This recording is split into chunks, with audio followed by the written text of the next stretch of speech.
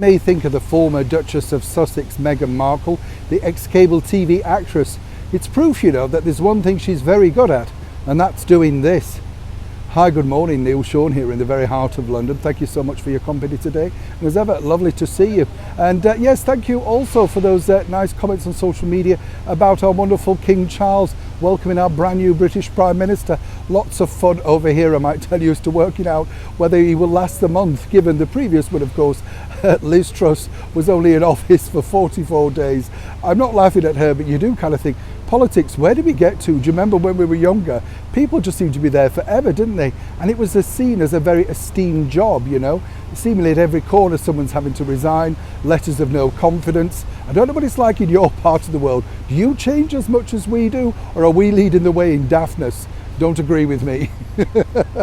You see, you're all shaking your head going, no, it's just you, Neil. Don't you dare.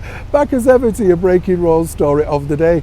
This really all centres upon that Meghan, whether you like her or not, creates headlines, and this really could be her forte moving forward, whether she makes money in it or not. And as ever, let me explain. As you've seen with her Spotify podcast, whether you listen to it or not, and I've said to you before, you don't need to, because everything's detailed in documents, and the press are just ripping it off, so there's no real reason to listen to it. But she's had some strange guests. I mean, my favourite, of course, was the Dame Mariah Carey, the sensational singer of Divadom, and then we had Serena Williams. But the latter people, I'm sure they've got things to say, but you just don't know about them, because seemingly Meghan just treads all over them, and the story becomes the Meghan Markle show, which possibly was the idea originally from Spotify.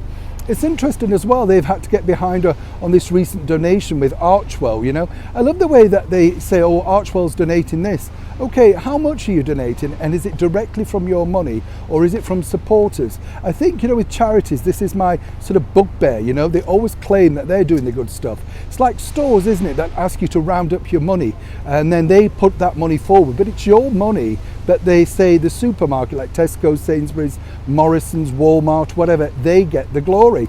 Now, what's interesting here is Meghan revealed that apparently she's a percentage Nigerian. You can see it, can't you, in this picture of her daughter, Lily Diana here. Absolutely. And the pictures of Meghan, the 40 shades of Meghan, are very strange. Perhaps she was reaching out, trying to connect with her heritage. But now this has taken a bit of a back turn, because while she discussed on the programme about the genealogy test and what, she'd had it done and this was how she found out her heritage, people are now saying, well, can you publish this? We'd like to see. And perhaps we could have an independent one. Who did this? So again, Meghan's everything that she does is called into question. Many people believe rightly so. But what I find strange is the fact that she's able to command headlines without much substance in the background. Moving forward, of course, everybody's talking about this as the great move.